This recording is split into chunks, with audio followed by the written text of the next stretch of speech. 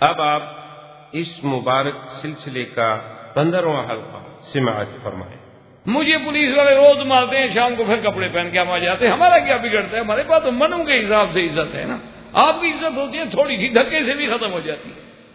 تو اس لیے ہمیشہ یاد رکھیں کہ جس آدمی کو احساس نہ ہو، حضور کا زمانہ خیر القرون قرن کا زمانہ تھا، وہ تو کسی بندے کو صرف یہ ہو جانا کہ سزا بھی دی ہے بس وہ مر جاتا تھا۔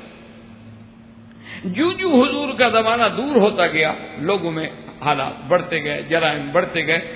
اصولی سی بات ہے نا کہ جتنا ہم روشنی سے دور ہوں گے پھر اندھیرا ہی بڑھے گا نا، یہ تو قاعدہ۔ وہ جو نور تھا، حضور نور نبوت تھا، اس سے جب دور ہوتے جائیں گے تو اندھیرا ہی ہوگا۔ تو حضرت عمر رضی اللہ تعالی نے صحابہ کی میٹنگ بلائی کہ بھی شراب کی حد میں فیصلہ کیا جائے، اجتہاد کیا جائے۔ تو سب سے پہلے کہتی ہیں کہ رائے حضرت علی نے بھی دی، لیکن 80 کوڑے کی حد جاری کرنے والا جو ہے وہ حضرت عمر رضی اللہ تعالی عنہ وارض۔ تو اسی طرح یہ بھی موافقات سیدنا عمر رضی اللہ تعالی عنہ میں ہے کہ جو حضرت عمر رضی اللہ تعالی عنہ نے پردے کے بارے میں بات کی وہی ہو گیا۔ ایک دفعہ حضرت آقا انعامدار صلی اللہ علیہ وسلم کے بارے میں مشہور ہو گئی بات کہ حضور نے بیویوں کو چھوڑ دیا۔ حضرت عمر رضی اللہ تعالی عنہ جو ہیں وہ آئے اپنی بیٹی کے پاس، بی بی حفصہ حضور کی، حضرت عمر کی بیٹی ہے، حضور کی بیوی ہے۔ اور آتے ہی حضرت عمر نے غصے کا اظہار کیا، فرمایا کہ حفصہ دیکھو، اچھا میں نے تمہیں کئی دفعہ کہا ہے کہ اللہ کے نبی کو تنگ نہ کیا کرو۔ اچھا وجہ کیا تھی اصل میں جھگڑے کی؟ وجہ یہ تھی کہ حضور صلی اللہ علیہ وسلم جو بیویوں کو خرچہ دیتے تھے نا جی، اب بیویاں تھی سخی، کپڑا آیا وہ خیرات کر دیا، کوئی خرچہ آیا، روٹی پانی کا دانے آئے، کھجور آئے، خیرات کر دی۔ پھر حضور سے کہا حضور ہمارے گھر میں تو کچھ نہیں، اور دیں۔ حضور نے اور بھیجا، وہ شام کو پھر خیرات ہو گئی۔ تو حضرت عمر رضی اللہ تعالیٰ عنہ بی بی حفصہ سے کہتے تھے کہ اللہ کی بندگی، اگر تمہیں ضرورت ہے تو عمر سے کہو، میں تمہیں دے دوں گا، لیکن اللہ کے نبی سے نہ مانگا کرو، خبردار اللہ کے نبی کو پریشان نہ کیا کرو، خرچہ دو خرچہ دو خرچہ دو۔ ایسا نہ ہو کہ اللہ چاہے تو اس کو حکم دے دے اور اللہ کا نبی تمہیں طلاق دے دے، اور اللہ تو قادر ہیں، وہ چاہے تو ان کے لیے بہترین سے بہترین بیویاں بدل ڈالیں، ایمان والیاں، اسلام والیاں، اطاعت والی، فرمانبرداری، اللہ تو قادر ہے اس بات۔ تو خدا کی قدرت ہے۔ صحابہ کہتے ہیں کہ جیسے حضرت عمر نے کہا تھا نا کہ خدا چاہے تم سے طلاق دلوا دے اور وہ اپنے نبی کے لیے اور بیویوں، اسی طرح قرآن نازل ہو کہ عسى ربه ان طلقكن ان يبدله ازواجا خيرا منكن مسلمات مؤمنات قانتات تائبات عابدات سائحات طیبات و ابکارا۔ اللہ نے قرآن نازل کر دیا، جو حضرت عمر رضی اللہ تعالیٰ عنہ کے منہ سے نکلا تھا اسی طرح قرآن نازل ہو گیا۔ یہ بھی موافقات عمر میں سے ہے۔ خدا کی قدرت ہے کہ جب اللہ کے نبی پڑھیں کہ ثم خلقنا النطفة علقة فخلقنا العلقة مضغة فخلقنا المضغة عظاما فكسونا العظام لحما ثم انشأناه خلقا آخر، فوراً حضرت عمر کے منہ سے نکلتا ہے تبارک اللہ، اللہ نے قرآن نازل کیا فتبارک اللہ احسن الخالقین۔ اللہ نے بے عینی ہی وہی لفظ قرآن میں نازل ہو گیا جو حضرت عمر کی زبان سے جاری ہوئے۔ تو یہ بھی موافقات سیدنا عمر رضی اللہ تعالیٰ عنہ تھا۔ اسی لیے سیدہ عائشہ کہتی تھی کہ واللہ عمر کان ابکریا احوذیا النسیج وحدہ، وہ کہتی تھی خدا کی قسم ہے عمر جیسا عبقری ہم نے نہیں دیکھا، آپ جیسا ذہین ہم نے نہیں دیکھا، آپ جیسا دین اسلام پہ کنٹرول کرنے والا ہم نے نہیں دیکھا ہے۔ حضرت عمر رضی اللہ تعالیٰ عنہ کے یہ بھی موافقات میں شامل ہوتا ہے کہ جو حضرت آقا انعامدار صلی اللہ علیہ وسلم ابھی وحی آ رہی ہے لیکن حضرت عمر کے منہ سے نکلا تو فوراً بے عینی ہی وہی لفظ، چاہے اللہ پہلے فرما چکے ہیں، عمر تو نہیں جانتا نا۔ تو یہ بھی موافقات عمر رضی اللہ تعالی عنہ میں شمار ہوتا ہے کہ اللہ تبارک و تعالی نے حضرت عمر کو اتنی بڑی شان عطا فرمائی کہ وہ ایسے ایسے واقعات اور ایسی ایسی جو رائے حضرت عمر نے زمین پہ دی وہی رائے جو تھی اللہ نے عرش پہ قبول کر. اور اسی طرح سیدنا عمر امیر المؤمنین عمر رضی اللہ تعالی عنہ ثانی الخلفاء وزیر النبی المصطفیٰ رضی اللہ تعالی عنہ فرماتی ہیں کہ خدا نے پتہ نہیں مجھے کتنی طاقت دے دی تھی، میں اپنی قوت پہ حیران تھا کہ حضور جب عبداللہ ابن ابی کے جنازے کے لیے تشریف لائے فقمت فی صدر رسول اللہ. عبداللہ ابن ابی جو ہے رئیس المنافقین، یہ دشمن ہے میرے بدری صلی اللہ علیہ وسلم، یہ جنگ احد میں پیچھے بھاگنے والا، ہر مقام پہ نقصان دینے والا، اور یہی وہ بندہ تھا جس نے کہا تھا لا یخرجن الاعز منها الاذل. یہی وہ بندہ تھا جس نے اپنی قوم سے کہا تھا کہ اب اللہ کے نبی پہ خرچ نہ کیا کرو، اللہ کے نبی کو کوئی امداد نہ دیا کرو، جب صحابہ کو روٹی نہیں ملے گی تو بھاگ جائیں گے. اللہ اکبر، یہ وہ شخص ہے عبداللہ ابن ابی، اور مر گیا. خدا کی شان ہے، حضور صلی اللہ علیہ وسلم نے اس کے بیٹے کو فرمایا، اس کا بیٹا بڑا پکا مسلمان ہے، آپ نے فرمایا میرے بیٹے جب آپ کا ابے کی وفات ہو جائے مجھے اطلاع دینا، میں اس کا جنازہ پڑھوں گا، اور محمد عربی کا یہ قمیض بھی لے جاؤ، یہ کفن بنا کے اپنے ابے کو پہنا دینا. اب جناب وہ بڑا تفصیل سے واقعہ ہے، لیکن خلاصہ یہ ہے کہ جب جنازہ آ گیا، حضور تیار ہو کے آ گئے، لوگ آ گئے، صفیں بن رہی ہیں. حضرت عمر کہتے ہیں میں خود حیران ہوں، وقمت فی صدر رسول اللہ، میں حضور کے سینے کے برابر آگے کھڑا ہو گیا اور میں نے کہا لا تصلی علی ھذا یا رسول اللہ، اللہ کے نبی اس بدبخت کا جنازہ نہ پڑھیں، یہ منافق ہے، منافقوں کا سردار ہے، یہ احد میں بھاگنے والا، بی بی عائشہ پہ تہمت لگانے والا، حضور اس کا جنازہ پڑھنے.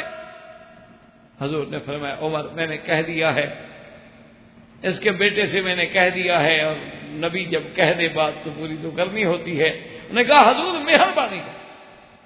حضرت عمر کہتے ہیں میں حیران ہو گیا اپنی جرت پہ، ایک تو حضور کے سامنے کھڑا ہونا، حضور کے سامنے کھڑا ہونا کو مذاق ہے، اور کہتے ہیں کہ بعض روایات میں آتا ہے کہتے ہیں میں نے حضور کا کپڑا بھی پکڑ لیا. میں نے کہا حضور صلی اللہ علیہ وسلم سے جنت پر محبت میں کہنے حضور نے اس کا جنازہ میں نہیں پڑھنے دوں گا. حضور نے فرمایا چھوڑو عمر میں نے جنازہ پڑھنا. حضور نے جنازہ شروع کیا. آپ دیکھیں کمال کہ یہاں تو لڑ رہا ہے، لیکن جب حضور نے اللہ اکبر کیا تو پہلی صف میں عمر کھڑا ہے. اللہ اکبر. کیوں مشورہ دینا الگ بات ہے، لیکن اطاعت نبی تو الگ بات ہے. ایک ہے مشورہ پیش کر دینا، لیکن جب اللہ کا نبی کوئی حکم کر دے پھر تو کوئی سوال ہی پیدا نہیں ہوتا، پھر تو اطاعت اور فرما برداری کر رہی. جب نماز ختم ہو گئی اللہ کے نبی نے پڑھا لی تو اللہ نے قرآن اتار دیا کہ وَلَا تُصَلِّ عَلَىٰ أَحَدٍ مِّنْهُمْ مَاتَ أَبَدًا وَلَا تَقُمْ عَلَىٰ قَبْرِهِ إِنَّهُمْ كَفَرُوا بِاللَّهِ وَرَسُولِهِ. اللہ نے قرآن اتارا کہ میرے مدنی صلی اللہ علیہ وسلم آئندہ یہ منافق بدبخت مر جائیں تو ان کے جنازے پہ نہ آنا، ان کی قبر پہ بھی نہ آنا، ان کے لیے مغفرت بھی نہ کرنا. دوسری جگہ فرمایا استغفر لهم او لا تستغفر لهم ان تستغفر لهم 70 مرة فلن يغفر اللہ لهم. میرا مدنی آپ سوچتے ہیں کہ جنازے میں آپ دعا مانگیں گے میں ان کو بخش دوں گا؟ آپ ایک دفعہ نہیں 70 دفعہ بھی مانگے میں ان کو کبھی نہیں بخشوں گا. یہ دشمن ہے میرے مدنی محمد مصطفیٰ کے.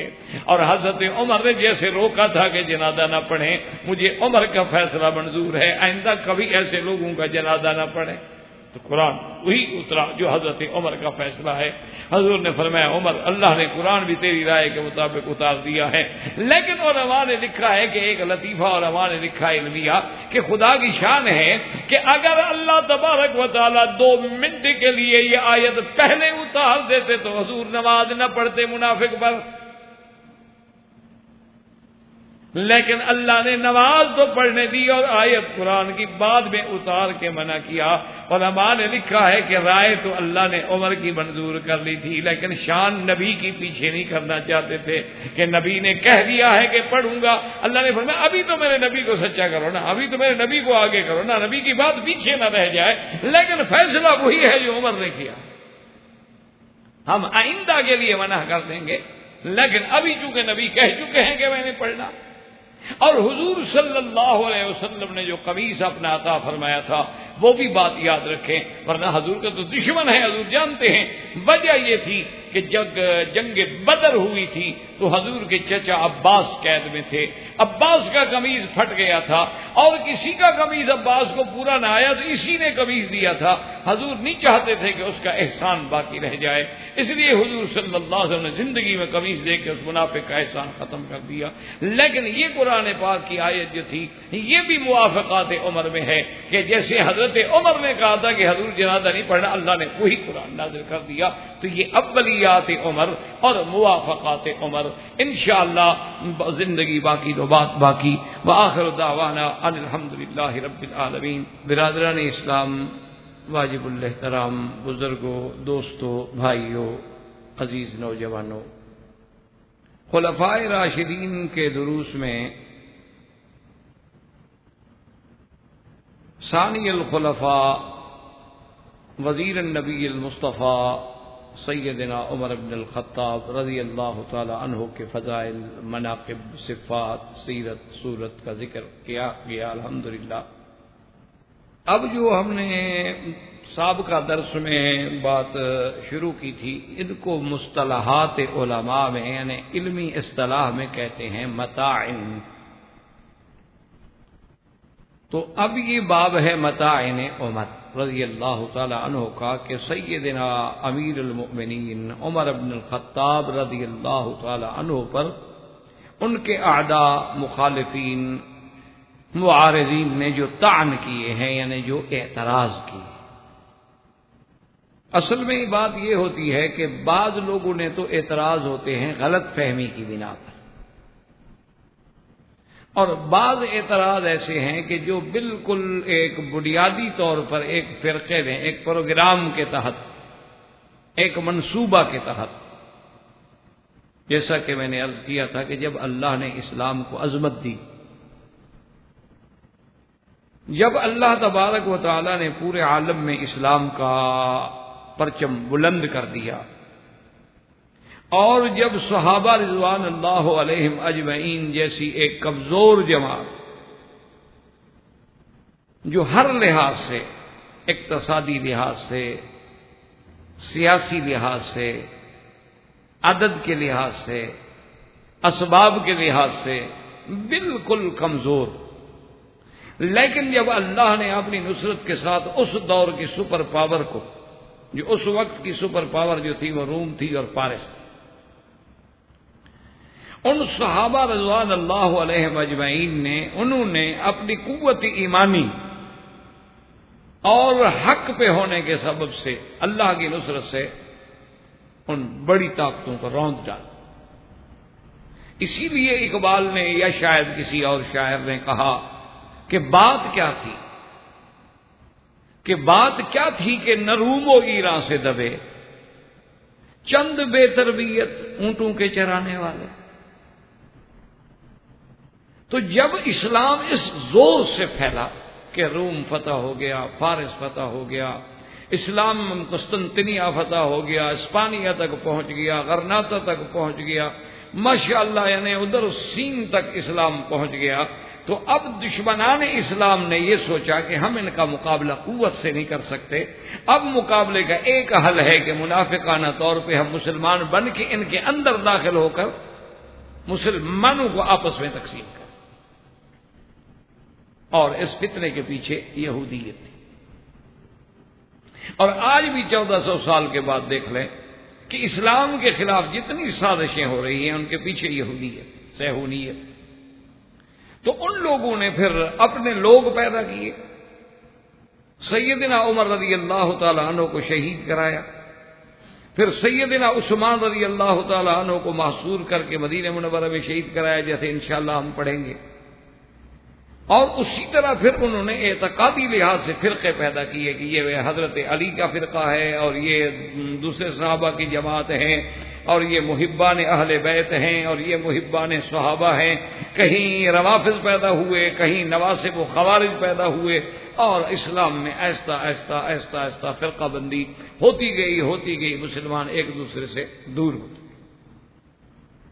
تو اس لیے ہم نے الحمدللہ یہ مناسب سمجھا کہ جہاں خلفائے راشدین کی سیرت کا بیان ہو تو وہاں ہماری نوجوان نسل کو یہ بھی پتہ لگے کہ ان پہ اعتراضات جو کیے جاتے ہیں ان کی حقیقت کیا۔ تو سیدنا عمر رضی اللہ تعالیٰ عنہ کے متائن میں سے سب سے بڑا تان جو ہے وہ مسئلہ قرطاس ہے، جس کا مختصر خلاصہ میں نے سابقہ درس میں بھی عرض کیا تھا کہ حضور صلی اللہ علیہ وسلم نے اپنی بیماری کے وقت میں ارشاد فرمایا کہ ایتونی بقرطاسن، کاغذ قلم لاؤ تاکہ میں لکھ دوں، اور اس میں ایک روایت میں یہ بھی لفظ ہے کہ لن تضلوا بعدی ابدا، تاکہ میرے بعد تم کسی گمراہی میں نہ پڑ جاؤ۔ اور حضرت عمر رضی اللہ تعالیٰ عنہ نے کہہ دیا کہ حسبنا کتاب اللہ، اللہ کا قرآن کافی ہے۔ اس پہ دو جماعتیں ہو گئیں، ایک جماعت کہے بھی لکھنے کے لیے لے آؤ، بھی لکھوا لو، ایک جماعت کہے کہ نہیں بھائی ٹھیک ہے اللہ کا قرآن کافی ہے، بات چھوڑو، حضور کے آرام کا وقت ہے، بیماری کی شدت کا وقت ہے، اس وقت آپ سے لکھوانے کا کیا مطلب۔ اور جو لوگ خاندانی ہوتے ہیں، جن کو اللہ نے ایک شرف دیا ہوتا ہے، ان کے دماغ میں اس وقت مریض کی حالت سامنے ہوتی، تو اسی بات کو بہرحال رنگ دیا گیا، پھیلایا گیا کہ حضور لکھنا چاہتے تھے، اور حضور حضرت علی رضی اللہ تعالیٰ عنہ کی خلافت چاہتے تھے لکھنا، لیکن حضرت عمر نے روک دیا اور حضور کے سامنے شور کیا، حضور کے سامنے آواز بلند کی، اور ایک لفظ یہ بھی آتے ہیں کہ یہ بھی کہا کہ نعوذ باللہ شاید حضور پاک جو ہے بیماری کی وجہ سے، یعنی اللہ معاف کرے بیماری کا اثر ہے اور آپ ایسے غلط باتیں کہہ رہے ہیں جیسے بیمار کہہ دیتا ہے۔ تو کہتے ہیں کہ اتنی بڑی زیادتی کے بعد حضرت عمر کا تو اسلام شک میں پڑ جاتا ہے اور تم کہتے ہو کہ ہم اس کو خلیفہ رسول مان لیں۔ تو اس اعتراض کی بنیاد یہ، سب سے پہلی بات یہ ہے کہ اگر اعتراض کرنے والے حضرات یہ خود سوچ لیتے کہ بھئی تمہارا تو دعویٰ ہے کہ حضور جب حجۃ الوداع سے واپس آئے ہیں تو غدیر خم کے مقام پہ آپ نے اعلان کر دیا کہ من کنت مولا فعلی مولا ہو، حضرت علی کی خلافت کا تو اعلان ہو گیا تھا، تو پھر لکھنے کی کیا ضرورت تھی؟ یا تو وہ بات مانو کہ غلط ہے، اگر وہ بات صحیح ہے تو پھر حضرت علی کی تو بات کا اعلان ہو چکا۔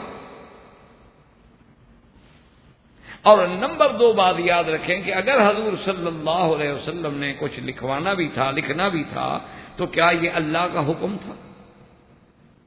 اور اگر یہ اللہ کا حکم ہے تو پھر اللہ کے نبی نے پورا کیوں نہیں کیا؟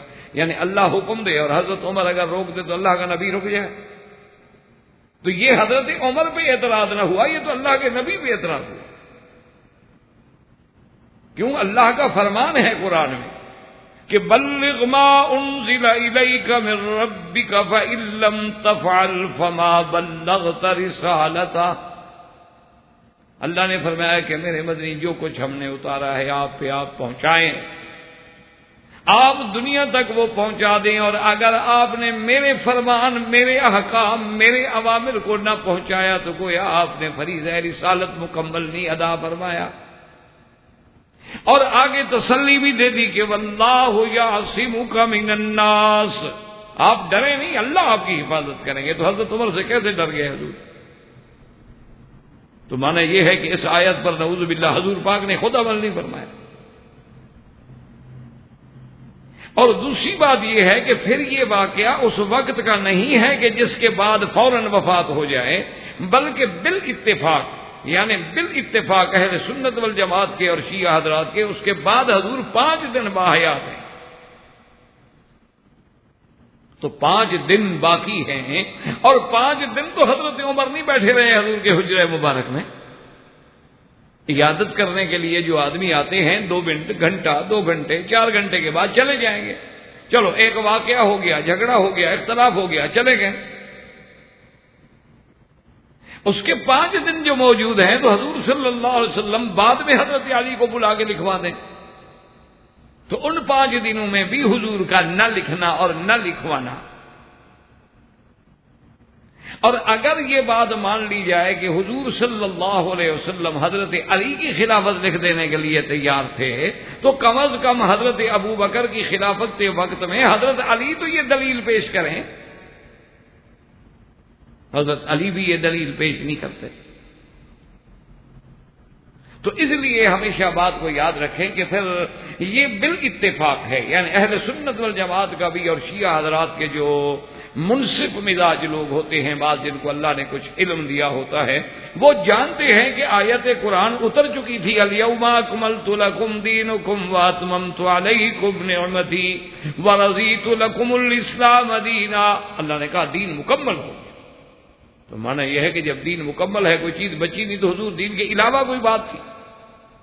حالانکہ واقعہ صرف اتنی تھا کہ سیدنا عمر رضی اللہ تعالی عنہ آخری وقت میں حضور کی رضا حاصل کرنے کے لیے انہوں نے یہ بات کی تھی جس کو مخالفین نے بجائے سیدنا عمر کی شان کے نعوذ باللہ اعتراض بنا دیا۔ بات صرف اتنی تھی کہ ایک دفعہ میرے آقا سرکار دو عالم صلی اللہ علیہ وسلم تشریف فرما ہے، سیدنا ابو بکر تشریف فرما ہے، اور حضرت عمر تورات لے کر مطالعہ کر رہے۔ تورات کے کچھ اوراق ملے، حضرت عمر ان کو دیکھ اور کتاب میں اتنے مشغول تھے کہ انہوں نے حضور صلی اللہ علیہ وسلم کے چہرے پہ نظر نہ ڈالی۔ تو حضرت صدیق نے حضرت عمر کو تنبیہ کی کہ عمر دیکھ نہیں رہے ہو کہ حضور ناراض ہو رہے ہیں اور تم کتاب پڑھ رہے ہو۔ حضرت عمر نے جب دیکھا کہ حضور کا چہرہ مبارک تو غصے میں سرخ ہو رہا، تو سیدنا عمر رضی اللہ تعالی عنہ نے فوراً عرض کیا کہ رضینا باللہ ربا وبالاسلام دینا وبمحمد صلی اللہ علیہ وسلم نبیا۔ حضرت عمر نے فوراً عرض کیا کہ یا رسول اللہ، ہم اللہ کی ربوبیت کے قائل ہیں، آپ کی نبوت کے قائل، دین کے اسلام ہونے کے قائل، تو ناراضگی حضور ہم سے کیوں آ رہی؟ اگر میں کوئی کتاب دیکھ رہا ہوں اس کا معنی یہ تو نہیں کہ میں دین سے ہٹ گیا ہوں۔ ہم تو اللہ کی توحید کے، الوہیت کے، ربوبیت کے، سرکار کی نبوت کے، اسلام کے قائل ہیں۔ حضور نے فرمایا کہ عمر لو کان موسیٰ حیا لما وسعہ الا اتباعی او کما قال رسول اللہ صلی اللہ علیہ وسلم، فرمایا کہ عمر اگر آج موسیٰ علیہ السلام بھی زندہ ہوتے تو وہ بھی میری اتباع کرتے، میری نبوت، میری شریعت کے تابع ہوتے۔ تو جب تمہارے پاس دین مصطفیٰ موجود ہے تو پھر سابقہ کتابوں کے دیکھنے کی کیا ضرورت؟ کتابیں بدل گئی ہیں، محرف ہو گئی ہیں، مغیر ہو گئی ہیں۔ تو حضرت عمر نے بات مان لی اور اس کے بعد حضور کی ناراضگی بھی ختم ہو گئی۔ تو حضرت عمر کے دل میں یہ بات تھی۔ تو اب چونکہ ایک موقع ملا اور حضور کی بیماری کا عالم ہے، اور حضور صلی اللہ علیہ وسلم نے فرمایا کہ کاغذ دوات لے آؤ، قلم دوات لے آؤ، میں لکھ دوں۔ حضرت عمر نے اپنے اس بات کو اللہ کے نبی کے دل سے دور کرنے کے لیے کہ یا رسول اللہ، اب تو ہم اتنے پکے ہو گئے ہیں، حسبنا کتاب اللہ، اللہ کا قرآن ہمارے لیے کافی، اب لکھنے کی کیا ضرورت، تاکہ حضور کا دل مطمئن ہو جائے کہ حضرت عمر اب قرآن پہ اتنا پکا ہو چکا ہے کہ اب مجھے میرے لکھوانے کی بھی ضرورت نہیں رہی۔ وہ تو اپنی صفائی میں ایک بات کر رہے ہیں، نہ کہ اعتراض کر رہے ہیں حضور صلی اللہ علیہ وسلم۔ اور دوسری بات یاد رکھیں کہ اگر صحیح معنی میں بات یاد کی جائے تو دراصل حضور صلی اللہ علیہ وسلم اگر لکھنا چاہتے تھے تو پتہ ہے وہ کیا تھا، وہ خلافت ابی بکر تھی۔ اس کی دلیل کیا ہے کہ صحیح روایات میں موجود ہے کہ حضور صلی اللہ علیہ وسلم نے ایک دفعہ حضرت عائشہ سے فرمایا ادعی لی ابا کہ انا اکتبہ، اپنے ابا کو بلاؤ، میں چاہتا ہوں کہ میں ان کو لکھ دوں خلافت میرے بعد۔ اور اس کے فوراً بعد حضور نے فرمایا یا اب اللہ والمؤمنون الا ابی بکر، فرمایا اچھا عائشہ مت بلاؤ، اللہ بھی نہیں چاہتا ابو بکر کے سوا اور مومن بھی ابو بکر کے سوا کسی کو قبول نہیں کریں گے، لکھنے کی ضرورت ہی نہیں۔ تو حضور صلی اللہ علیہ وسلم نے اپنا وہ ارادہ بدل دیا۔ اس وقت بھی اگر کوئی خیال آیا تو پھر وہ خلافت ابی بکر کے بارے میں ہو سکتا ہے، نہ کہ خلافت علی کے بارے میں۔ تو اس لیے اس اعتراض کو سیدنا عمر رضی اللہ تعالی عنہ پر محمول کرنا، یعنی نہ تو یہ عقل سلیم کا کوئی فیصلہ ہو سکتا ہے اور نہ ہی کوئی منصف انسان جو ہے وہ اس کو حضرت عمر رضی اللہ تعالی عنہ کے خلاف کہہ سکتا ہے کہ سرکار دو عالم کی تکلیف کا وقت ہے۔ یعنی ابھی آپ اندازہ کریں، ہمارے اپنے خاندان میں، یعنی ہماری قوم میں، مقصد رشتہ دار نہیں، برادری میں، قوم میں ایک آدمی تھا، اس نے وہ سردار تھا، بہت بڑا ڈاکٹر بھی تھا اور خان بھی تھا، زمیندار بھی تھا اور بہت بڑا ڈاکٹر تھا، اور وہ ہمارے بہاولپور اسٹیٹ میں جس دور میں ڈاکٹر نہیں ہوتے تھے وہ پہلے ڈاکٹروں میں، پہلے بیچ میں ہے جو باہر سے پڑھ کے آئے، یعنی اس دور میں کوئی ڈاکٹر ہوتا ہی نہیں تھا ہمارے دیہاتوں میں۔ تو اس نے دوسری شادی کر لی۔ اب اتفاق یہ فطری بات ہے، حالات ہوتے ہیں کہ دوسری بیوی جب آ جائے تو پہلی بیوی بیچاری دور ہو جاتی ہے، اس کی اولادیں بھی ذرا دور ہو جاتی ہیں، دوسری بیوی جو ہے وہ قریب ہوتی ہے اور اس کی اولاد بھی قریب ہوتی ہے۔ تو ان لوگوں نے باقاعدہ اس خان صاحب پہ اپنا محبت سے، پیار سے، خدمت سے اتنا تسلط کر لیا کہ ساری چیزیں جو تھی نا، خان صاحب بڑی جائیداد کے مالک تھے، وہ سب اپنے قبضے میں لے لی۔ تو اب خان صاحب کو بیماری میں خیال آیا کہ بھئی یہ بات تو ٹھیک ہے، لیکن میری پہلی بیوی بچے تو مارے جائیں، میرے پہلے بیوی بچے جو ہیں وہ تو مارے جائیں۔ اچھا خدا کی شان ہے، ابھی انہی ڈاکٹر صاحب کا ایک لڑکا جو ہے وہ اب بھی یہاں اسی ملک میں ہیلتھ آپ کے وزارت سیاہ میں کام کرتے ہیں۔ تو انہوں نے اپنے بیٹے کو، پہلی بیوی کے بیٹے کو پیغام دیا کہ بھی تم اپنی امی کو لے آؤ، وہ اس مکان میں، اب تو دوسری بیوی کے ساتھ رہ رہے تھے نا، اپنی والدہ کو اپنے مکان سے لے آؤ اور وہاں سے ایسا کرو کہ کوئی اقرار نامے کا اسٹامپ بھی لے آؤ تاکہ میں تم لوگوں کا حصہ جو ہے وہ اسٹامپ کر کے لکھ دوں تمہیں، خدا جانے میری موت کے بعد یہ تم لوگوں کو کچھ دیں گے کہ نہیں دیں گے، کیونکہ اب تو ہر چیز ان کے قبضے میں ہے۔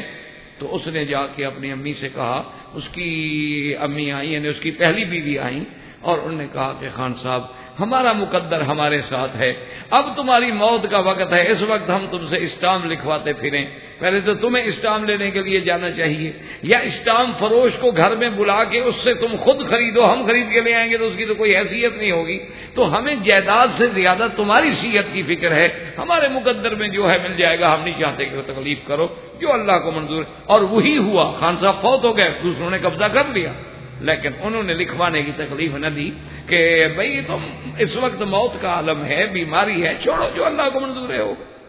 تو ہر خاندانی لوگ جو ہوتے ہیں وہ تو یہ باتیں سامنے رکھتے ہیں، اور حضرت عمر نے بھی یہی بات سامنے رکھی کہ دین مکمل ہو گیا، اللہ کی نعمتیں پوری ہو گئی، اللہ کے نبی نے ہر چیز ہمیں بتلا دی ہے، اب کون سی چیز باقی رہ گئی ہے کہ ہم حضور کو اس وقت تکلیف دیں اور لکھوائیں؟ حسبنا کتاب اللہ، اللہ کا قرآن ہمارے لیے کافی ہے۔ تو یہ قابل اعتراض بات تو نہیں دی، یہ تو قابل فخر بات۔ اور اسی طرح نمبر 2، سیدنا امیر المؤمنین عمر بن الخطاب رضی اللہ تعالی عنہ پہ ایک اور اعتراض کرتے ہیں، حالانکہ حقیقت دیکھو تو وہ شان ہے بلا اعتراض ہے۔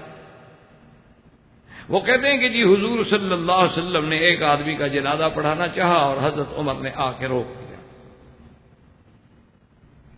اور آ کے کہا کہ حضور آپ جنازہ نہ پڑھیں۔ حضور نے کہا کہ نہیں میں پڑھوں گا، عمر نے کہا کہ میں نہیں پڑھنے دوں گا، اور حضور کا کپڑا پکڑ کے کھینچا۔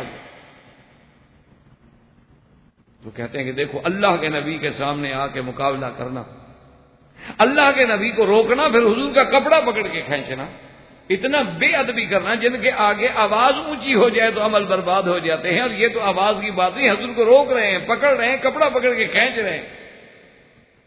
تو کہتے ہیں کہ یہ چیز جو ہے یہ ثابت کرتی ہے کہ حضرت عمر نے حضور کے سامنے نعوذ باللہ بے ادبی کی، گستاخی کی، اور معنی یہ ہے کہ اپنے روب اور دبدبے سے حضور جو کام کرنا چاہتے ہیں نہیں کرنے دیتا۔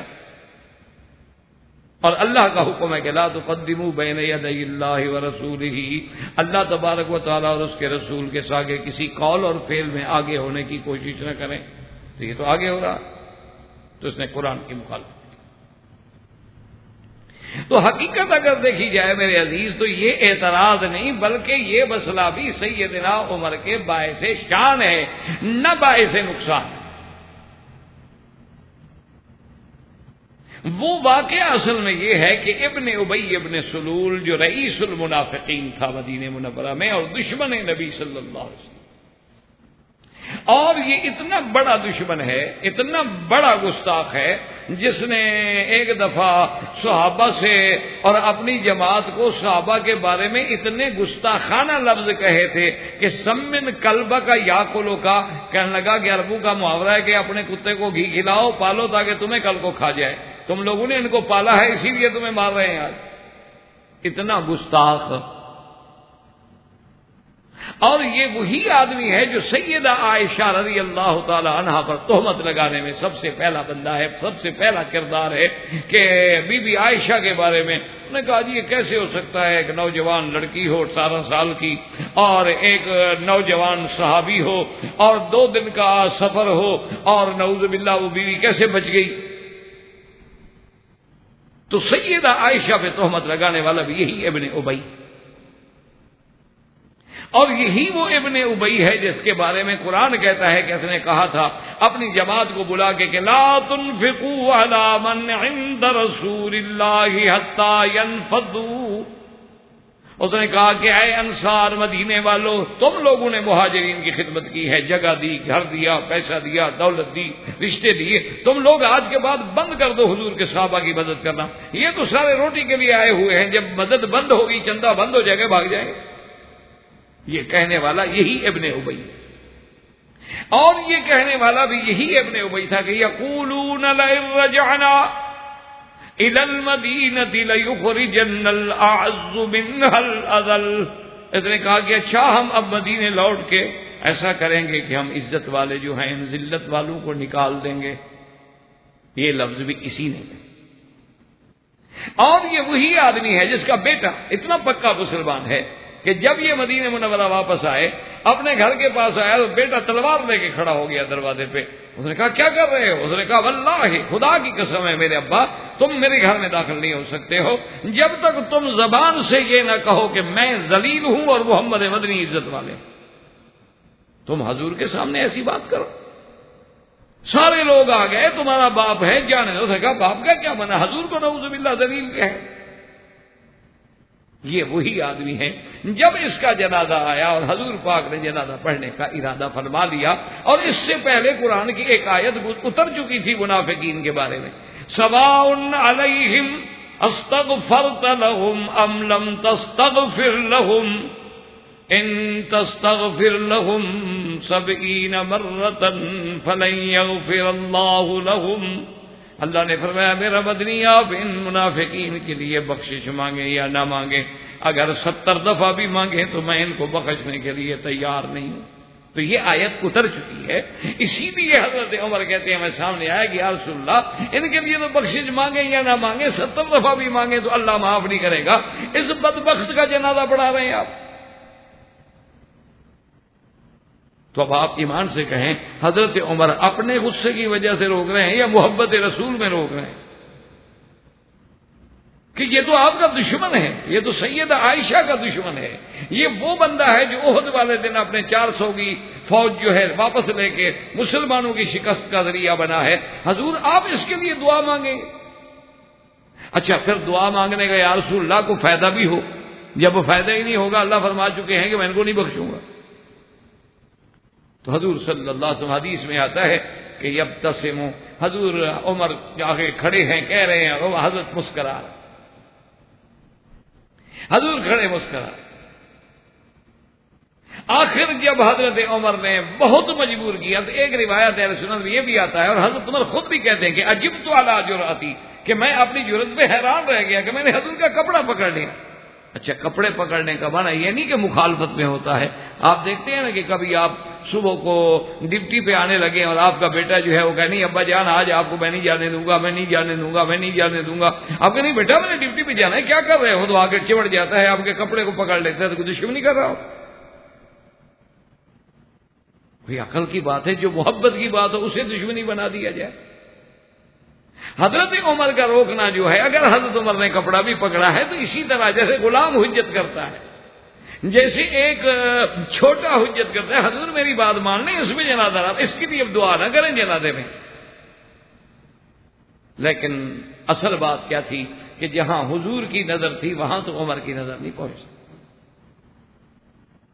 آخر مقام نبوت جو ہے وہ تو مقام نبوت. اور حضور نے صرف جنازہ نہیں پڑھا، اپنا قمیض بھی دیا اس کو کفن کے لیے. حضور نے اس کے بیٹے سے کہا میرا قمیض لے جاؤ، اسی میں اس کو کفن دو. اور ایک روایت میں تو یہ بھی آتا ہے کہ حضور نے اس کو اپنے گھٹنے پہ رکھا اور اپنا لعاب مبارک بھی اس کے چہرے پہ ملا. لیکن جہاں نبوت کی بات ہوتی ہے، جہاں مقام نبوت ہوتا ہے، جہاں فہم نبوت ہوتی ہے، وہاں تو پھر حضرت عمر کی بات نہیں ہوتی. اگر حضرت حضور نے فرمایا عمر الیک عنی، ہٹ جاؤ، حضرت عمر ہٹ گئے اور حضور نے جنازہ پڑھایا. اب دیکھو جب جنازہ حضور نے پڑھانا شروع کیا تو حضرت عمر کھڑے ہو گئے جنازہ پڑھنے. کہ بھی مشورہ دینا تو الگ بات ہے، لیکن اللہ کے نبی کے حکم کی مخالفت تو نہیں ہو سکتی. اب حضور جنازہ پڑھیں گے تو ہم بھی پڑھیں.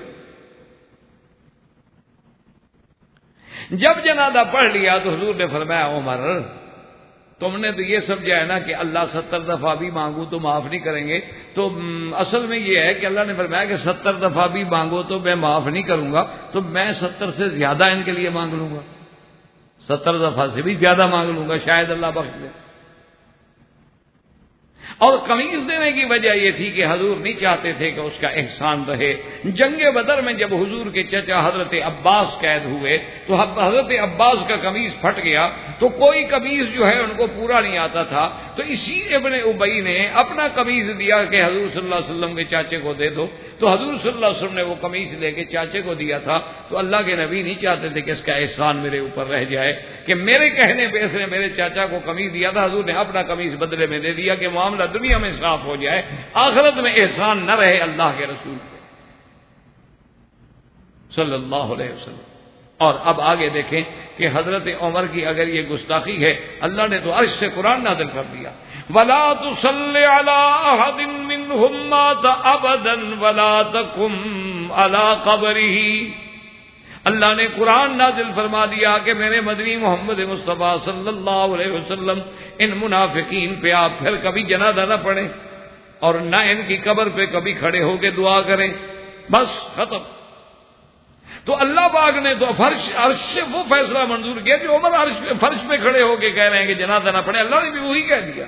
تو اگر حضرت عمر کی بے ادبی تھی، حضرت عمر کی زیادتی تھی، تو اللہ حضرت عمر کی بات پہ قرآن نازل کر رہے ہیں. یہ تو شان عمر ہے، یہ تو عظمت عمر ہے کہ جو بات حضرت عمر کہہ رہے تھے اللہ نے قبول فرما کے عرش سے حکم جاری فرما دیا. حضور صلی اللہ علیہ وسلم نے بعد میں فرمایا کہ عمر تمہاری اپنی جگہ بات ہے اور اللہ نے بھائی تیرا فیصلہ منظور کر لیا ہے، لیکن نبی کی ایک بات ہوتی ہے کہ شاید یہ ذریعہ بن جائے کسی کے اسلام لانے کا. تو تاریخ گواہ ہے اور آثار میں یہ روایت موجود ہے کہ اس جنازے پڑھانے کا اتنا اثر ہوا کہ ابن ابی کی قوم میں سے 1000 آدمی مسلمان ہو گیا. انہوں نے کہا کہ دیکھو یہ اتنا بڑا دشمن، اتنا بڑا گستاخ، اور اللہ کے نبی کی رحمت دیکھو کہ حضور پھر بھی دعا مانگ رہے ہیں. تو اس میں حضرت عمر رضی اللہ تعالی عنہ کے بارے میں تو نعوذ باللہ یہ تان نہیں ہے، یہ تو وہ کام ہے جس کو اللہ نے قرآن نازل کر دیا عمر کی رائے پر. تو جو بات حضرت عمر کی شان میں تھی، اگر اسی کو بھی نعوذ باللہ کوئی ان کی شان کے بجائے ان کی توہین بنا دے یا تان بنا دے تو پھر تو اس کے عقل پہ ماتم کیا جائے گا کہ ایک عام آدمی کو دھوکہ دینے کے لیے ایک بات کو بلا وجہ رنگ دینا، تو یہ تان جو ہے اس کی بھی عند اللہ کوئی حقیقت نہیں، بلکہ یہ تان نہیں بلکہ یہ تو شان عمر ہے. اسی طرح نمبر 3 یاد رکھیں کہ حضرت عمر پہ ایک اور الزام لگاتے ہیں کہ جب حضور کی وفات ہو گئی، سرکار دو عالم صلی اللہ علیہ وسلم کی جب وفات ہو گئی تو کہتے ہیں کہ حضرت عمر تلوار لے کے کھڑے ہو گئے، کہا کہ جو یہ کہتا ہے کہ حضور فوت ہو گئے میں اس کی گردن اڑا دوں گا. اور کہتے ہیں جی قرآن نے کہا انک میت وانہم میتون. اللہ کے قرآن نے فرمایا کہ میرے مدنی صلی اللہ علیہ وسلم آپ پہ بھی موت آئے گی، ان پہ بھی موت آئے گی. تو قرآن کہتا ہے اللہ کے نبی پہ موت آئے گی، عمر کہتا ہے موت نہیں آئے گی، تو قرآن کی مخالفت کر رہا. تو یہ بھی حضرت عمر رضی اللہ تعالیٰ عنہ کے بارے میں متائن میں نعوذ باللہ مخالفین نے شمار کر لیا. حالانکہ عند اللہ اگر آپ غور کریں اور عند اللہ یعنی منصفانہ نظر سے دیکھیں تو یہ قبال محبت ہے یا قابل اعتراض بات ہے کہ جب حضرت عمر کو حضور کی وفات کی خبر ملی تو صدمے سے آپ کے دماغ پہ اتنا اثر ہوا کہ نبی تو خاتم النبیین ہے، آپ کے بعد تو نبی ہے کوئی نہیں، تو نبی پہ موت کیسے آ گئی؟ تو یہ تو جوش محبت ہے،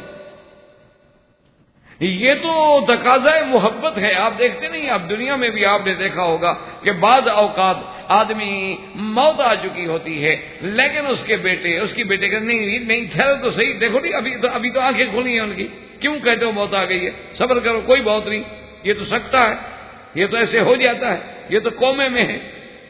محبت کی بات ہے کہ جب اللہ کے نبی کے صدمہ موت کی بات سنی تو حضرت عمر رضی اللہ تعالی عنہ نے فوراً یہ بات کہہ دی، اور یہ جذبہ محبت ہے اور یہ جذبہ حضور صلی اللہ علیہ وسلم سے مقام عشق ہے کہ جب اللہ کے نبی سے کسی کو عشق ہوتا ہے تو آپ سوچیں گے جب حضور کی وفات کا سنے گا تو کیا ہوگا. اسی لیے صحابہ کہتے ہیں کہ واللہ ما رائنا، خدا کی قسم ہے کہ ہم نے ایسا ازوا یوم، ایسا روشن دن ہم نے زندگی میں نہیں دیکھا تھا اس دن سے جس دن حضور تشریف لے آئے مدینے میں. کہتے ہیں جب حضور آئے ہیں خدا کی قسم معلوم ہوتا تھا کہ آج تو دن کی روشنی جو ہے وہ دگنا ہو گئی ہے. اور کہتے ہیں واللہ ما رائنا اظلم یوم، اور ہم نے اس دن سے زیادہ سیاہ دن، تاریکی والا دن نہیں دیکھا لما مات رسول اللہ صلی اللہ علیہ وسلم.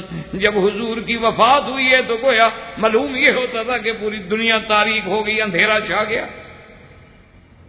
تو آپ دیکھتے ہیں کہ جن کی محبت ہوتی ہے نا ان کو نعوذ باللہ کبھی اپنے محبوب کی، اپنے باپ کی، اپنے بیٹے کی، اپنے بھائی کی کوئی موت کی خبر تو کہتے ہیں میری تو آنکھوں کے آگے یار اندھیرا آ گیا، مجھے تو کوئی نظر ہی نہیں آ رہا. تو یہ تو کمال محبت ہے، یہ تو حضور صلی اللہ علیہ وسلم کے ساتھ عشق ہے.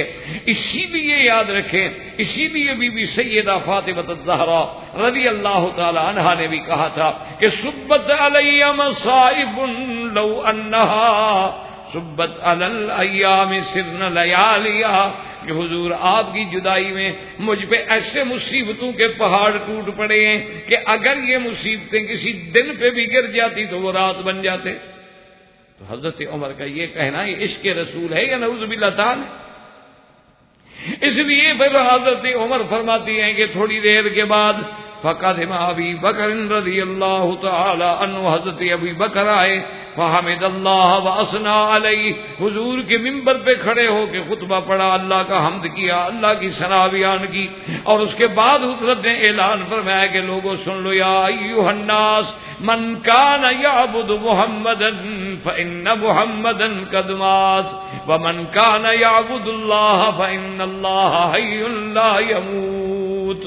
حضرت عمر حضرت ابی بکر نے خطبے کے بعد فرمایا کہ لوگوں اگر تم عبادت کرتے تھے اللہ کے نبی کی تو اللہ کے نبی پہ موت آ گئی ہے، اگر تم اللہ کی عبادت کرتے ہو تو یہ اس کی صفت ہے جو ہمیشہ زندہ ہے اور موت نہیں آئے گی.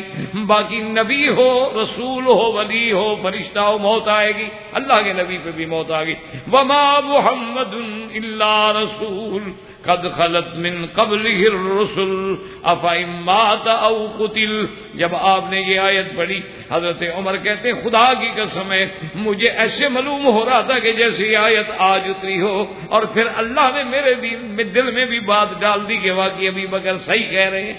تو یہ مقام محبت ہے، یہ عشق ہے حضور کے ساتھ. یہ نہیں کہ نعوذ باللہ یہ اعتراض ہے یا تان ہے سیدنا عمر پر، تو اس تان کی بھی عند اللہ کوئی حقیقت نہیں.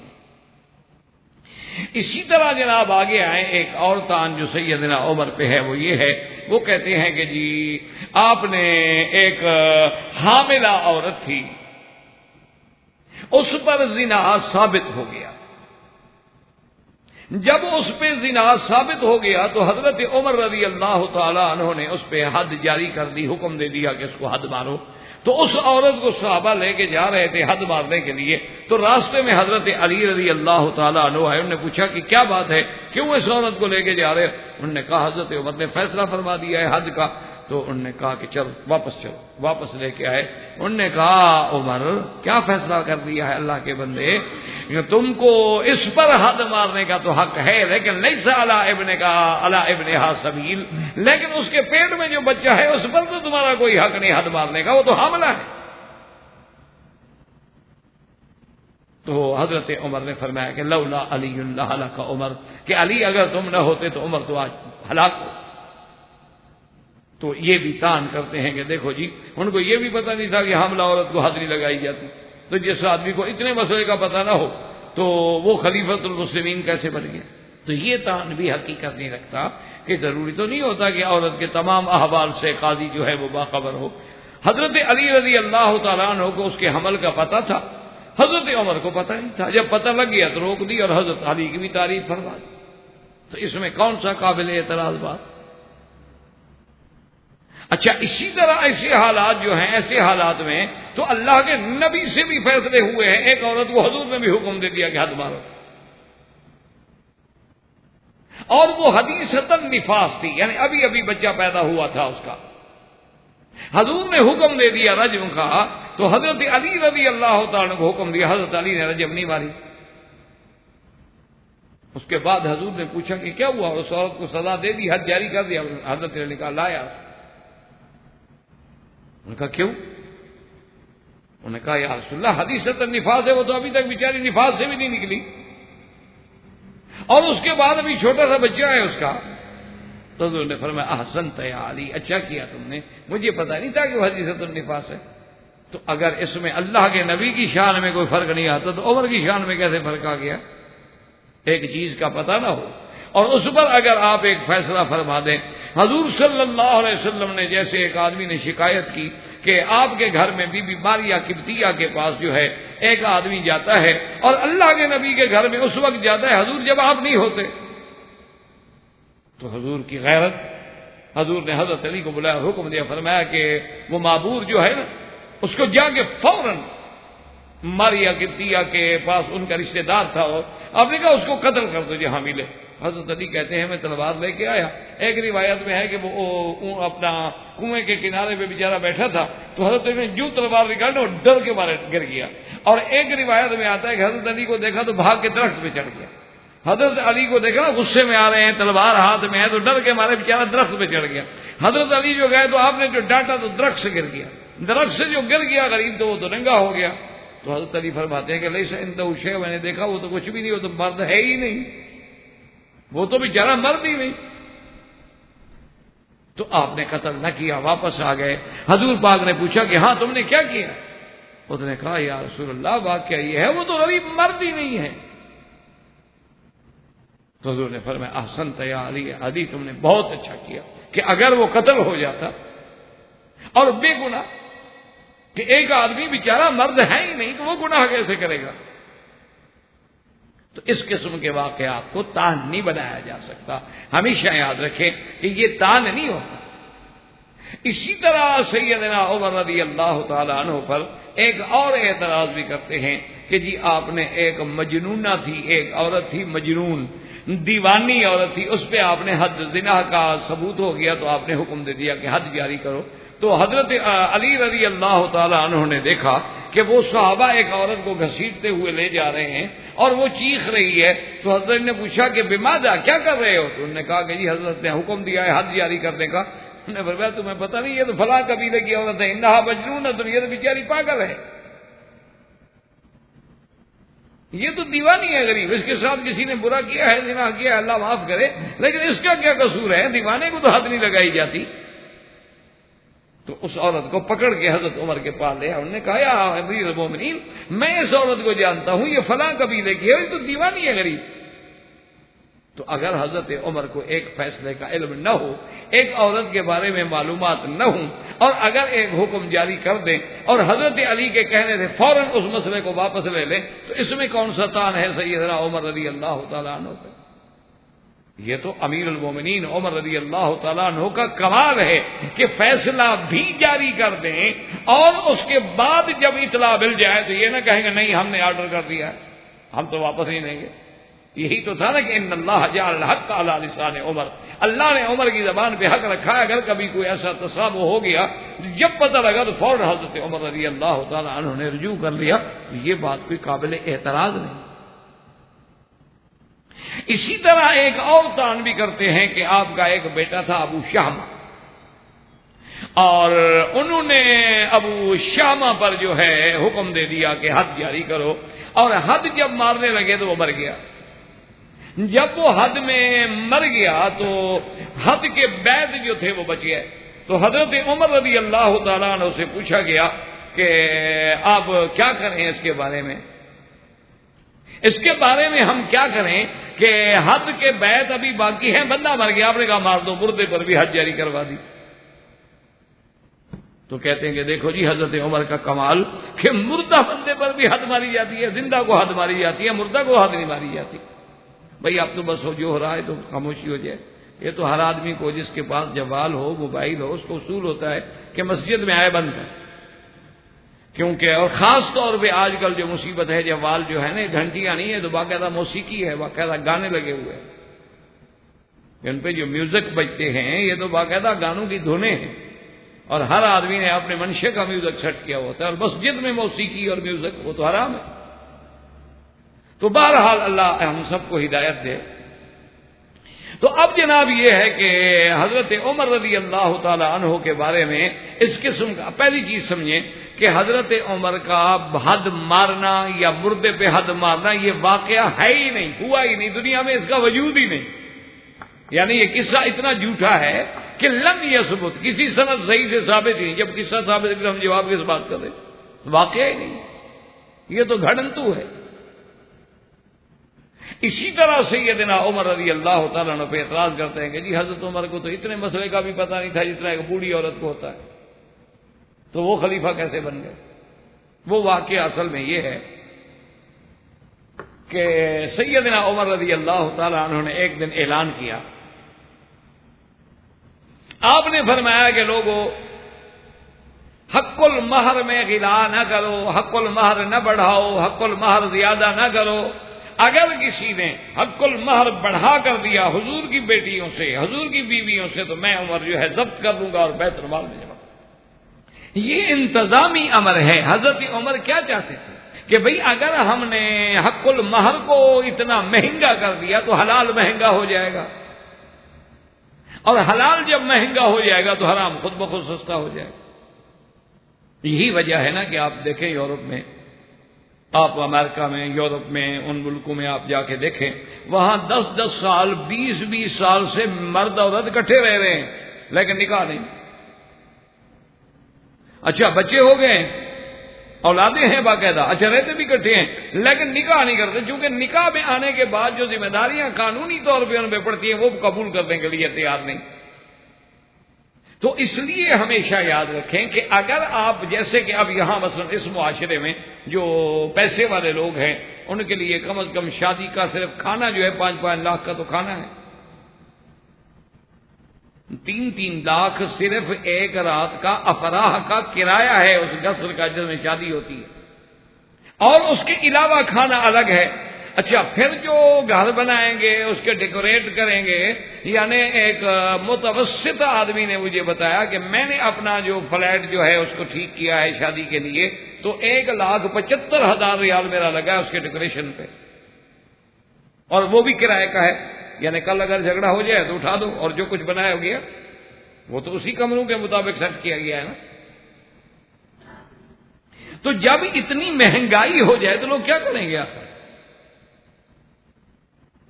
تو اس لیے حضرت عمر نے ایک انتظامی حکم جاری کیا۔ جب آپ باہر آنے لگے تو ایک بڑھیا نے حضرت عمر کا ہاتھ روک لیا اور اس نے کہا کہ حضرت عمر قرآن میں آتا ہے کہ آتیتم احداہن قنطارا، اور قنطار کہتے ہیں ڈھیر سارے سونے کو، تو آپ نے یہ پابندی کیوں لگائی؟ تو حضرت عمر چپ کر کے کھڑے ہو گئے اور کہا اچھا الحمدللہ مدینے کی بوڑھی عورتیں بھی حضرت عمر سے زیادہ فقیہ نکلی، بھائی وہ قرآن کے زیادہ سمجھنے والی نکلی ہیں۔ اور حضرت عمر نے کہا کہ ٹھیک ہے میں اپنا آرڈر واپس لے لیتا ہوں، تو اب کہتے ہیں کہ جی حضرت عمر کو مسئلے کا پتہ نہیں.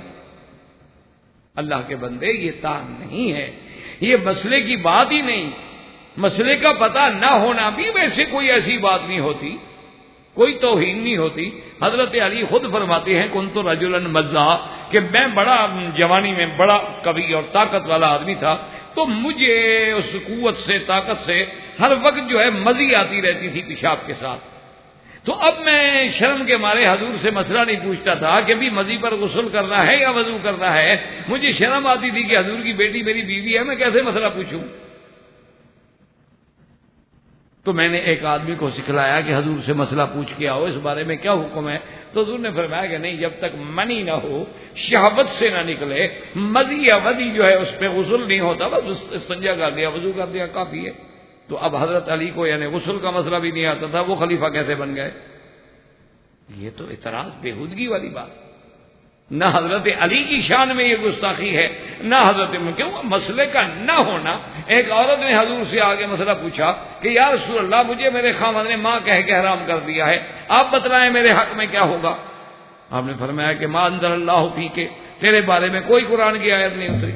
اس نے کہا حضور باقی سب دنیا کے مسئلے آپ حل کرتے ہیں، میرے لیے نہیں اتری. تو اب اللہ کے نبی نے کہا اللہ کی بندی، جب قرآن نہ آئے تو میں کیسے فیصلہ کروں؟ انہوں نے کہا نہیں حضور، آپ سب کا فیصلہ کرتے ہیں، میرا نہیں کرتے. حضور سے جھگڑ رہی ہے اور اس کے بعد کہا اچھا جی میں جا رہی ہوں، اللہ کو شکایت کرتی ہوں. اللہ نے قرآن اتارا کہ قد سمع اللہ قول التی تجادلک فی زوجہا وتشتکی الی اللہ واللہ یسمع تحاورکما. محمد مدنی صلی اللہ نے سن لیا ہے اس عورت کا جھگڑا جو آپ سے جھگڑ رہی تھی، اللہ نے سن لیا، اللہ نے حکم جاری کر دیا. تو اگر کسی مسئلے میں اللہ کا نبی بھی فرما دے کہ لا ادری، تو نبوت میں شان میں کمی نہیں آتی، چاہے جائے کہ حضرت عمر کی خلافت میں کمی آئے. اور یہ تو مسئلے نہ جاننے کی بات ہی نہیں ہے، حضرت عمر جانتے ہیں سب کچھ، یہ تو انتظامی امور تھے. ورنہ حدیث مبارک میں ہے حضور نے فرمایا سب سے بہتر اور خیر والی عورت وہ ہوتی ہے جس کا حق المہر تھوڑا ہو. ایسرہن صداقا، جو بالکل آسانی کے ساتھ بھائی بالکل شریعت کے مطابق حق المہر ہے، شریعت کے مطابق ایک دیکھ پکائی ولیمہ ہو گیا، السلام علیکم نہ خرچ. یہ کیا ہے کہ عورت کی وجہ سے بندہ ساری زندگی قرضے ہی ادا کرتا رہے. تو یہ بات تو حضور کی حدیث مبارک ہے. باقی حضرت عمر کا رک جانا یہ تو کمال اتباع ہے. حضرت عمر کی عادت تھی کان وقافا عند کتاب اللہ، کہ جب اللہ کا قرآن آ جائے تو حضرت عمر رک جاتے، بس اب بحث نہیں کرتے. یہ شان ہے عمر کی، اور یہ شان ہوتی ہے عالم کی. یہ مانا نہیں کہ حضرت امام مالک رحمۃ اللہ علیہ فرماتے ہیں کہ میں آیا مسجد میں، میں جب مسجد میں آیا تو عصر کی نماز کا وقت تھا، عصر کی نماز ہو چکی تھی.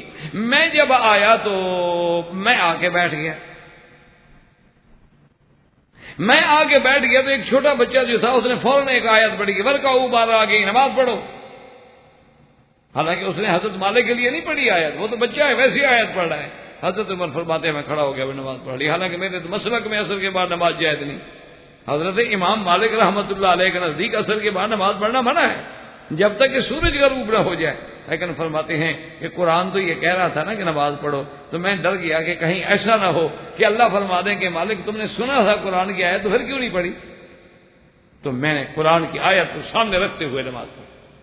حالانکہ وہ مسئلہ نہیں تھا، لیکن یہ ایک کمال اتباع ہے، اور وہی بات حضرت عمر میں ہے جو کمال اتباع ہے، نہ کہ نعوذ باللہ کمال اعتراض ہے. تو یہ بھی سیدنا عمر رضی اللہ تعالی عنہ پر جو تان کرتے ہیں یہ بھی غلط ہے. اور اسی طرح یہ بھی تان کرتے ہیں کہ جی حضرت عمر نے یہ 20 تراویح کا مسئلہ نکالا ہے.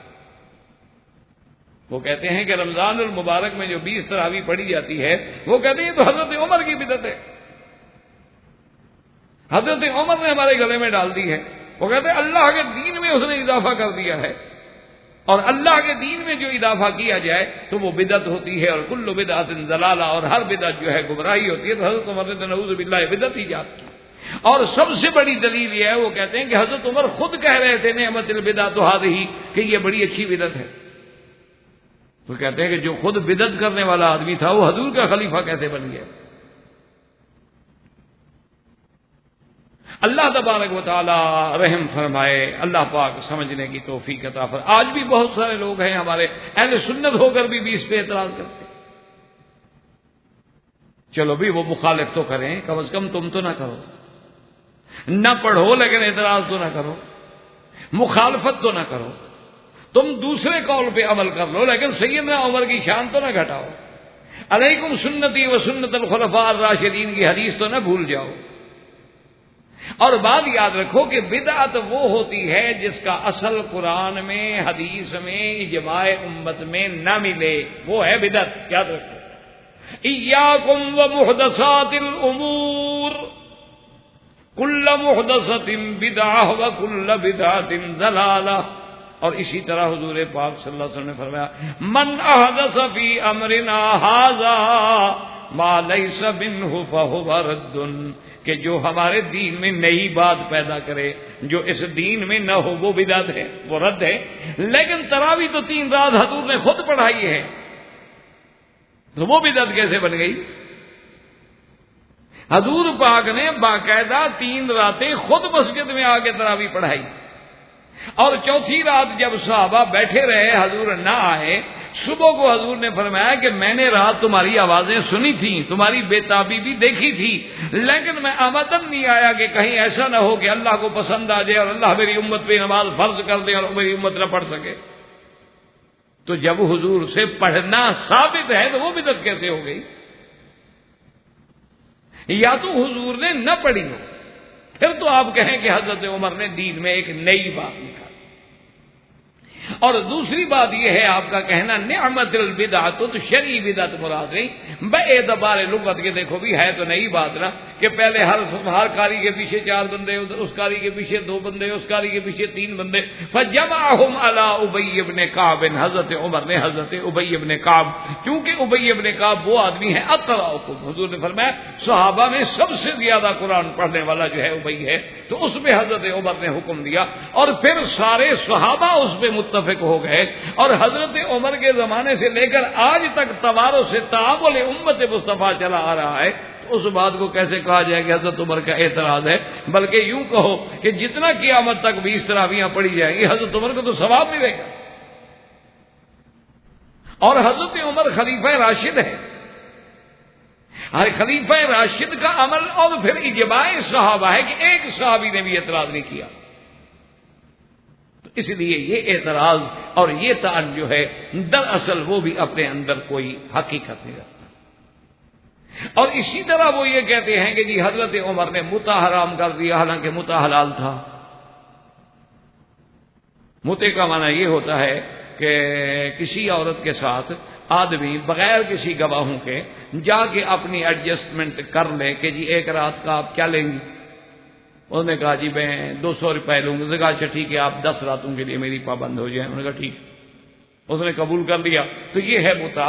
یہ ان کے نزدیک، شیعہ حضرات کے نزدیک صرف یہ نہیں کہ حلال ہے بلکہ عبادت ہے۔ اللہ معاف کر۔ اور استدلال وہ یہ کرتے ہیں، وہ کہتے ہیں جی حضرت ابن عباس کا فتویٰ موجود ہے کہ متع حلال ہے، اور حضرت عمر پہلا آدمی ہے جس نے متع حرام کر دیا۔ وہ کہتے ہیں جی حضرت عمر پہ کتنا بڑا گناہ ہوگا کہ متع حرام کر دیا، متع حلال ہوتا تو لوگ زنا تو نہ کرتے نا، متع کر لیتے۔ تو آج قیامت تک جو ساری دنیا لوگ زنا میں مبتلا ہوں گے سبب تو عمر بن گیا۔ یہ بھی سیدنا عمر پہ طعن ہے۔ یاد رکھیں کہ اصل بات یہ تھی کہ متع اسلام میں پہلے حلال تھا، کوئی نص نہیں آئی تھی اس کی حرمت کی۔ جیسے شراب کے بارے میں قرآن بھی اترا تھا، پہلی آیت بھی اتری تو صرف یہ اتری تھی کہ یسألونک عن الخمر والمیسر قل فیہما اسم کبیر ومنافع للناس۔ پھر آیت اتری کہ لا تقربوا الصلاۃ وانتم سکارا۔ اس کے بعد آیت اتری کہ شراب حرام ہے۔ تو جن لوگوں نے اگر پہلے پی لیا تھا تو ان کا کیا قصور ہے بھائی؟ اسلام میں پہلے متع حرام نہیں تھا، بعد میں اللہ نے متع حرام کیا، اور قرآن میں آگے کہ الا علی ازواجہم او ما ملکت ایمانہم، کہ تمہارے لیے صرف 2 چیزیں حلال ہیں، یا تمہاری بیویاں یا وہ عورتیں جو تمہارے مل کے یمین میں تمہارے جہاد کے بعد حصے میں آئیں۔ فمن ابتغى وراء ذلك فاولئک هم العادون۔ ان 2 کے علاوہ اگر کوئی تیسرا رستہ ڈھونڈے تو وہ اللہ کی حدود سے نکلنے والا ہے۔ تو یہ تو اللہ نے حرام کیا ہے، عمر کا کیا قصور ہے بھائی؟ یہ تو اللہ نے قرآن میں حرام کیا، حضرت عمر کا کیا قصور ہے؟ اور پھر اندازہ کرو کہ یہ بات وہ خود مان، اچھا ان سے پوچھو کہ اچھا جی بتا کرنے کے بعد وہ بیوی ہے، کیا جب وہ آدمی اس کو چھوڑ کے آئے گا تو وہ عدت گزارے گی؟ اگر اسی دوران میں 10 دن کے لیے جو کنٹریکٹ ہو اسی میں بندہ مر جائے تو عدت وفات گزارے گی؟ اسی دوران میں وہ بندہ مر جائے تو کیا وہ عورت وارث بنے گی؟ یہ تو وہ بھی نہیں مانتے، تو پھر وہ کیا ہوئی آخر؟ تو بیوی تو نہ بنی، جب بیوی نہ بنی تو آخر کیا بنی؟ تو مانا ازواج کے علاوہ کوئی چیز بنی، اور ازواج کے علاوہ کوئی چیز حلال نہیں ہے، تو اللہ کے قرآن نے حرام کیا ہے، اس میں حضرت عمر رضی اللہ تعالیٰ عنہ کا کیا قصور ہے؟ تو یہ بھی طعن جو کرتے ہیں سیدنا عمر رضی اللہ تعالیٰ عنہ پہ، تو یہ بھی غلط۔ اچھا اسی طرح ایک طعن کرتے ہیں کہ ایک آدمی آیا حضرت عمر کی خدمت میں، اس پہ زنا کی حد جاری ہونی تھی، تو آپ نے اس کے لیے ایک گوشہ منگوا لیا کھجور کا جس میں 100 شاخیں تھیں، اور کہا اس کو ایک دفعہ مار دو۔ تو کہتے ہیں دیکھو جی اپنا آدمی تھا، تو حضرت عمر نے 100 کوڑے کے بجائے 100 شاخیں مروا کے چھٹی کر دی، تو اللہ کے حدود کو توڑ ڈالا۔ اور یہ یعنی واقعہ ہماری بھی بعض کتابوں میں موجود ہے۔ الحمدللہ ہم لوگوں میں یہ عادت نہیں ہے کہ ہم حقائق سے چھپائیں یا حقائق کو نہ مانیں یا نعوذ باللہ جھوٹی باتیں بنائیں، جو بات ہے وہ اچھا اس کی وجہ کیا ہے کہ اس قسم کا فیصلہ بھی خود حضور پاک نے فرمایا تھا۔ حضور صلی اللہ علیہ وسلم کی خدمت میں ایک آدمی کو لایا گیا، انہوں نے کہا یا رسول اللہ اس بندے نے زنا کیا، زنا ثابت ہے، لیکن یہ بیچارہ اتنا بیمار ہے اور یہ ایسا ضعیف الخلقت ہے، پتہ نہیں اس نے یہ گناہ کیسے کر لیا۔ حضور نے جب اس کی حالت دیکھی تو آپ نے فرمایا یہ تو 100 کوڑے سے مر جائے گا، یہ تو برداشت ہی نہیں کر سکتا، یہ تو ایسا بیمار اور مریض ہے، اور بیماری ایسی ہے کہ لا یرجا برؤہ، اس کے تندرست ہونے کی کوئی امید بھی نہیں ہے۔ تو آپ نے فرمایا کہ اچھا یہ شاخیں منگوا کے ایک دفعہ مار لو۔ تو یہ فیصلہ تو اللہ کے نبی نے کیا تھا۔ اگر حضرت عمر کے سامنے ایک ضعیف الخلقت آدمی آیا اور انہوں نے بھی وہ فیصلہ کیا جو حضور محمد مصطفیٰ نے کیا ہے، اچھا پھر یہ فیصلہ تو قرآن میں بھی موجود ہے، تو حضرت عمر پہ اعتراض کرنے کے بجائے پہلے قرآن تو پڑھ لیں کہ حضرت ایوب علیہ السلام نے قسم کھا لی تھی کہ بیوی نے ایک غلطی کی، بڑا لمبا واقعہ ہے، اس وقت بیان نہیں، بہرحال خلاصہ یہ ہے کہ آپ نے قسم کھا لی کہ میں تمہیں 100 بیت ماروں گا۔ تم نے غلط مشورہ مجھے کیوں دیا اللہ کے نبی؟ اب جب حضرت ایوب علیہ السلام تندرست ہو گئے، اللہ نے صحت عطا فرما دی، مسائل ختم ہو گئے، تو آپ نے کہا کہ میں نے تو قسم کھائی تھی، اور نبی تو اپنی قسم بھی پوری کرتا ہے۔ اللہ نے فرمایا وَخُذْ بِيَدِكَ ضِغْثًا فَاضْرِب بِّهِ وَلَا تَحْنَثْ إِنَّا وَجَدْنَاهُ صَابِرًا۔ اللہ نے فرمایا ایوب مہربانی کر کے اپنی بیوی کو حد نہ مارے، بلکہ گوشہ لے لیں کھجور کا جس میں 100 شاخیں ہوں اور ایک دفعہ مار لیں۔ آپ اپنی قسم بھی پوری کر لیں، لیکن یہ بیوی بڑی صابرہ ہے، اسی نے تو تمہاری خدمت کی، اسی نے تمہارا ساتھ دیا ہے، ہم اس کے لیے رعایت کرتے ہیں۔ تو یہ تو اللہ نے خود سکھلایا ہے ایوب علیہ السلام۔ تو اگر حضرت عمر رضی اللہ تعالی عنہ قرآن کو سامنے رکھتے ہوئے اور حضور کے فیصلے کو سامنے رکھتے ہوئے فیصلہ کریں تو اس پہ کیا تھا؟ اور اسی طرح ایک طعن یہ کرتے ہیں جی کہ بیت المال میں جو خمس تھا، 5واں حصہ تھا، اور جس میں اہل بیت رسول کا حق تھا، وہ حضرت عمر نے اہل بیت کو نہیں دیا، حالانکہ اللہ کا حکم تھا کہ جو مال آئے گا غنیمت میں آئے گا تو انما غنمتم للہ وللرسول وذی القربى والیتامى والمساکین وابن السبیل۔ تو حضرت عمر نے قرآن کے اس حکم کی مخالفت کی اور اہل بیت رضوان اللہ علیہم اجمعین کے بارے میں جو ہے ان کا حصہ جو تھا خمس کا وہ ادا نہیں کیا۔ تو یہ بھی در اصل در ہوا ہے جس کی کوئی حقیقت نہیں، کیونکہ اگر یہ خمس دینا حضرت اللہ کے حکم کے مطابق ضروری تھا تو حضور پاک نے بھی اپنی زندگی میں یہ خمس جو ہے صرف اہل بیت میں تو تقسیم نہیں کیا۔ اور پھر حضرت علی رضی اللہ تعالیٰ عنہ بھی تو خلیفہ بنے، انہوں نے کیوں نہیں دیا؟ تو اصل میں حضور کا عمل مبارک یہ تھا کہ اس خمس میں سے جو اہل بیت کی حاجت ہوتی تھی وہ پوری کر دیتے تھے، اور یہی عمل حضرت ابو بکر نے کیا، یہی عمل حضرت عمر نے کیا کہ حضرت عمر خود بلا کے حضرت علی کو فرماتے تھے کہ یہ لے لو، اور جو بیوہ ہیں، جو یتیم ہیں، جو نوجوان بچے شادیاں کرنا چاہتے ہیں، جن نوجوان لڑکیوں کی شادیاں ہونی ان میں دے دو۔ تو وہی عمل برقرار رکھا جو حضور صلی اللہ علیہ وسلم نے اور حضرت ابو بکر نے، اور اسی عمل کو حضرت علی نے برقرار رکھا۔ تو اگر وہ قرآن اور شریعت کے خلاف ہوتا تو حضرت علی رضی اللہ تعالی عنہ وہ عمل کیسے کرتے؟ تو اس لیے اس طعن کی بھی اللہ تبارک و تعالیٰ کے نزدیک کوئی حقیقت نہیں ہے اور نہ اس میں کوئی وزن ہے۔ صرف یہ بات ہوتی ہے مخالفوں کی کہ صغرا کبرا خود بناتے ہیں اور نتیجہ بھی خود نکالتے ہیں کہ کہیں کی اینٹ کہیں کا روڑا اور بھانمتی نے کنبا جوڑا، ورنہ حقیقت اس میں کچھ نہیں ہوتی۔ حقیقت یہ ہے کہ حضرت عمر کا ہر عمل جو ہے وہ حضور صلی اللہ علیہ وسلم کی اتباع میں ہے اور اللہ کے قرآن کی اتباع میں ہے، اور یہی وجہ تھی کہ حضرت عمر کو یہ لقب دیا جاتا تھا کہ کان وقافا عند کتاب اللہ، اللہ کے قرآن کے آگے عمر تو بالکل رکنے والا ہے، وہی کرتا ہے جو اللہ کا قرآن کہتا ہے۔ وآخر دعوانا ان الحمدللہ رب العالمین۔ الحمدللہ اللہ کی رحمت سے سیدنا عمر رضی اللہ تعالیٰ عنہ کا باب ہماری اپنی کم علمی کے مطابق جو اللہ نے توفیق دی، اب اللہ کو منظور ہے تو پھر سیرت سیدنا عثمان رضی اللہ تعالیٰ عنہ شروع ہوگی، اور انشاءاللہ آئندہ درس جو ہے 9 بجے شروع ہوگا، کیونکہ اب عشاء 8:30 بجے آرام سے ختم ہو جاتی ہے تو پھر زیادہ دیر نہ ہو۔ برادران اسلام، واجب الاحترام بزرگوں، دوستوں، بھائیوں، عزیز نوجوانوں، خلافت راشدہ اور خلفاء راشدین کے ضمن میں آج کا درس جو ہے انشاءاللہ سیدنا عثمان غنی ذی النورین رضی اللہ تعالی عنہ کے بارے میں ہے۔ سیدنا عثمان غنی رضی اللہ تعالی عنہ ثالث الخلفاء محمد مصطفیٰ صلی اللہ علیہ وسلم ہیں، اور سیدنا عثمان غنی جو ہیں آپ کا سلسلہ نسب جو ہے وہ قریش سے ہے، اموی سے ہیں، اور اوپر جا کے عبد مناف سے جا کر حضور صلی اللہ علیہ وسلم سے ملتا ہے۔ عثمان ابن عفان،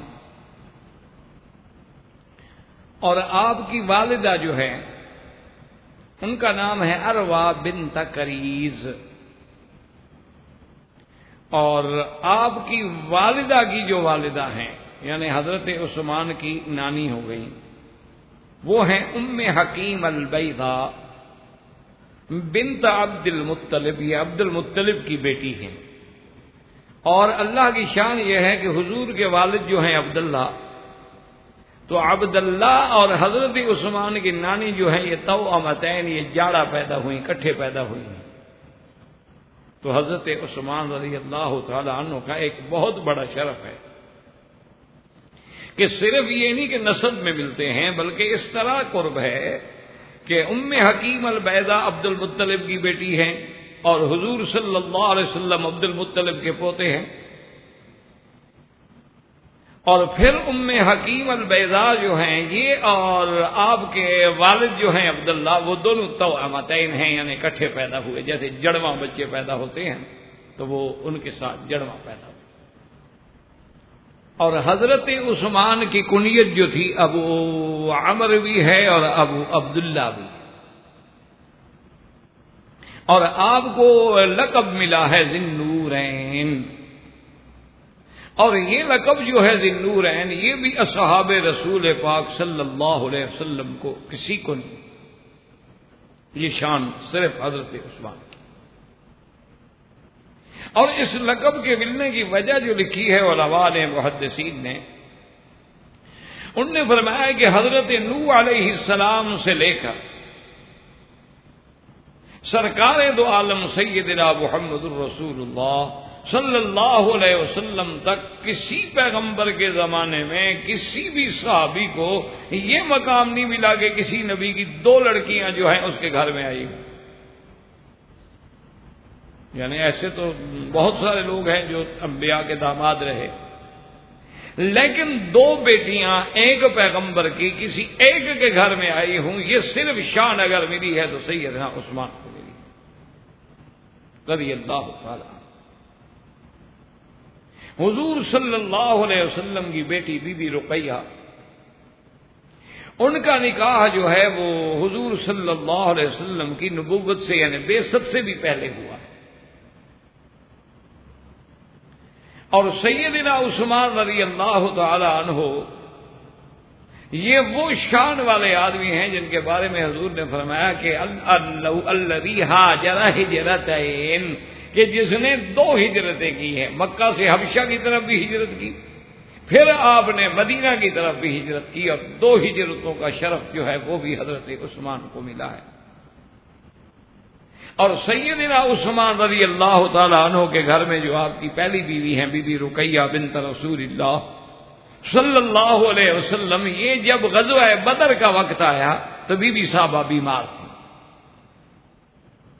تو حضور صلی اللہ علیہ وسلم نے حضرت عثمان کو حکم دیا کہ آپ مدینے میں ٹھہریں، کیونکہ آپ کی بیوی کو تکلیف ہے، آپ ان کی تیمارداری کریں، اور بدر جانے کا آنے کا جو اجر ہے انشاءاللہ اس اجر ثواب میں بھی آپ کا حصہ ہے، اور اللہ نے وہاں ہمیں فتح عطا فرمائی تو مال غنیمت میں بھی آپ کا سام ہوگا۔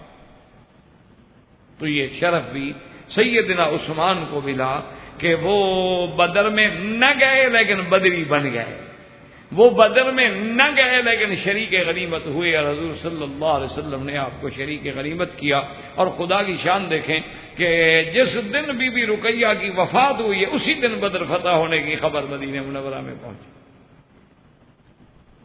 اب حضور صلی اللہ علیہ وسلم کی نبوت کا زمانہ ہے، بدر کے بعد کا واقعہ ہے کہ حضور نے فزوجا ام کلثوم، حضور کی دوسری بیٹی جو ہیں بی بی ام کلثوم، ان کے ساتھ پھر حضرت عثمان کا نکاح، اور وہ بھی ایک عجیب واقعہ ہے۔ اللہ نے حضور کے خلفاء کو ایسی نرالی شان دی تھی کہ جس پہلو سے بھی جانچا جائے، جس پہلو پہ بھی نظر ڈالی جائے، موتی ہی موتی ملیں گے۔